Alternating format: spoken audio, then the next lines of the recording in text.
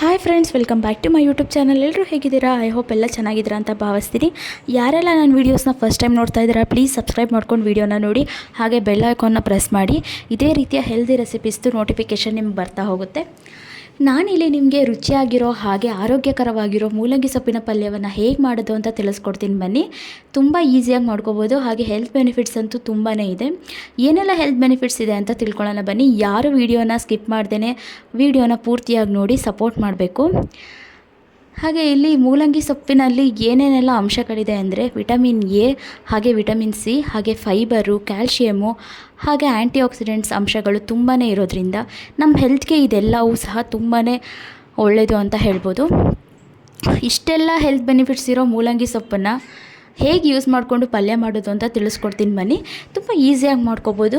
ಹಾಗೆ ಯಾರಿಗೆಲ್ಲ ಜಾಂಡೀಸ್ ಸಮಸ್ಯೆ ಇದೆ ಅಂಥವರೆಲ್ಲ ನಿಮ್ಮ ದಿನನಿತ್ಯದ ಆಹಾರದಲ್ಲಿ ಈ ಸೊಪ್ಪನ್ನು ಬಳಸ್ಕೊಂಡು ಈ ರೀತಿ ಪಲ್ಯ ಮಾಡ್ಕೊಂಡು ತಿಂತಾಯಿರಿ, ತುಂಬ ಒಳ್ಳೆಯದು. ಹಾಗೆ ಜಾಂಡೀಸು ಸಹ ಕಮ್ಮಿ ಆಗುತ್ತೆ. ಸೊ ಬನ್ನಿ ನೋಡೋಣ ಹೇಗೆ ಮಾಡೋದು ಅಂತ. ನೋಡಿ, ಹೀಗೆ ಫ್ರೆಶ್ಶಾಗಿ ಈ ರೀತಿ ಮೂಲಂಗಿ ಸೊಪ್ಪು ನನಗೆ ಸಿಕ್ಕಿದೆ. ಸೊ ಅದನ್ನು ಈ ರೀತಿ ಕಟ್ ಮಾಡಿ ಬರೀ ಎಲೆಗಳನ್ನು ಮಾತ್ರ ನಾನು ತೊಗೋತಾ ಇದ್ದೀನಿ. ಕಡ್ಡಿನ ತೊಗೋಬೇಡಿ, ಬರೀ ಎಲೆಗಳನ್ನ ಮಾತ್ರ ತೊಗೊಳ್ಳಿ. ಯಾಕಂದರೆ ಅದು ತುಂಬ ಗಟ್ಟಿ ಇರುತ್ತೆ, ಅಂದರೆ ಹಾರ್ಡಿರುತ್ತೆ ಅದರಿಂದ. ಸೊ ಅದು ಬೇಯೋದಿಲ್ಲ.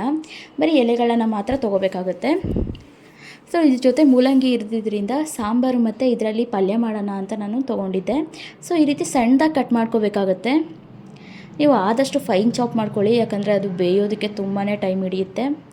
ಸೊ ನೋಡಿ, ಒಗ್ಗರಣೆಗೆ ಸಾಸಿವೆ ಆಗಿರ್ಬೋದು, ಮೆಣಸಿನ್ಕಾಯಿ, ಹಾಗೆ ಜಜ್ಜಿ ಇಟ್ಕೊಂಡಿರುವಂತಹ ಬೆಳ್ಳುಳ್ಳಿನ ಹಾಕ್ಕೊಂಡೆ. ಇದು ತುಂಬಾ ಮುಖ್ಯ ಅಂತ ಹೇಳ್ಬೋದು. ಬೆಳ್ಳುಳ್ಳಿ, ಈರುಳ್ಳಿ ಇದನ್ನು ಹಾಕ್ದೇ ಪಲ್ಯ ಮಾಡೋಕ್ಕೆ ಆಗಲ್ಲ. ಅದರಲ್ಲೂ ಈ ಸೊಪ್ಪಿಗಂತೂ ಇದ್ರ ಫ್ಲೇವರ್ ಇರಲೇಬೇಕು. ನೋಡಿ, ಈ ರೀತಿ ಎಲ್ಲನೂ ಬಾಡಿಸ್ಕೊತಾ ಇದ್ದೀನಿ. ಸ್ವಲ್ಪ ಬ್ರೌನಿಷ್ ಆದಮೇಲೆ ನಂತರ ಈಗ ನಾನು ತೊಳ್ಕೊಂಡಿರೋ ಸೊಪ್ಪನ್ನು ಹಾಕ್ತಾಯಿದ್ದೀನಿ. ನಾವು ಆಲ್ರೆಡಿ ತೊಳ್ಕೊಂಡಿರೋದ್ರಿಂದ ನೀರಂಶ ಅದರಲ್ಲೇ ಇರುತ್ತೆ. ಸೊ ನೀವೇನು ನೀರನ್ನ ಆ್ಯಡ್ ಮಾಡೋಕ್ಕೆ ಹೋಗಬೇಡಿ. ಅದೇ ನೀರಲ್ಲಿ ಅದು ಬೇಯುತ್ತೆ. ಸೊ ಈ ರೀತಿ ಮಿಕ್ಸ್ ಮಾಡಿ ಒಂದು ಸಲ ಲಿಡ್ನ ಕ್ಲೋಸ್ ಮಾಡಿ ಆದಷ್ಟು ಬೇಯಿಸಿ. ಇದು ಬೇಯೋ ತನಕ 20 to 25 ಮಿನಿಟ್ಸ್ ಬೇಕಾಗುತ್ತೆ. ನೀವು ಕುಕ್ಕರಲ್ಲೂ ಮಾಡ್ಕೋಬೋದು. ಕುಕ್ಕರಲ್ಲಿ ಮಾಡಿದ್ರೆ ಒಂದು 4 to 5 ವಿಷಲ್ಸ್ ಆದರೂ ಕೂಗಿಸ್ಬೇಕಾಗುತ್ತೆ. ಅದು ನೀವು ಹೇಗೆ ಕಟ್ ಮಾಡ್ಕೊಂಡಿರ್ತೀರೋ ಅದ್ರ ಮೇಲೆ ಡಿಪೆಂಡ್ ಆಗುತ್ತೆ. ನೀವು ತುಂಬ ದಪ್ಪ ಕಟ್ ಮಾಡ್ಕೊಂಡಿದ್ರಿ ಅಂದರೆ ತುಂಬ ಟೈಮ್ ಹಿಡಿಯುತ್ತೆ. ಈ ರೀತಿ ಸಣ್ಣ ಕಟ್ ಮಾಡ್ಕೊಂಡಿದ್ರೆ ಬೇಗನೆ ಬೇಯುತ್ತೆ. ನೋಡಿ, ಈ ರೀತಿ ಮುಟ್ಟಿದಾಗ ಅದು ಸಾಫ್ಟ್ ಅನ್ನಿಸ್ಬೇಕು. ಸೊ ನನಗಿನ್ನೂ ಬೇಯಬೇಕು ಅನ್ನಿಸ್ತಿದೆ. ಸೊ ನೀರು ಬಿಟ್ಟಿದೆ ನೋಡಿ. ಸೊ ಅದರಿಂದ ಇನ್ನೂ ಸ್ವಲ್ಪ ಅದನ್ನು ಲಿಡ್ ಕ್ಲೋಸ್ ಮಾಡಿ ಬೇಯಿಸ್ಕೊಂಡೆ. ಈ ಫೈನಲಿ ಈಗ ಬೆಂದಿದೆ, ನೀರೆಲ್ಲ ಕಮ್ಮಿಯಾಗಿ. ಸೊ ಅದಕ್ಕೆ ಫ್ರೆಶ್ ಆಗಿರೋ ತೆಂಗಿನ ತುರಿ ಹಾಕ್ಕೊಂಡೆ. ನೋಡಿ, ಮಿಕ್ಸ್ ಮಾಡಿಕೊಂಡ್ರೆ ರೆಡಿ ಆಯಿತು ಮೂಲಂಗಿ ಸೊಪ್ಪಿನ ಪಲ್ಯ. ಜಾಂಡೀಸ್ ಇರೋರ್ಗಂತೂ ತುಂಬಾ ಒಳ್ಳೆಯದು ಈ ರೆಸಿಪಿ.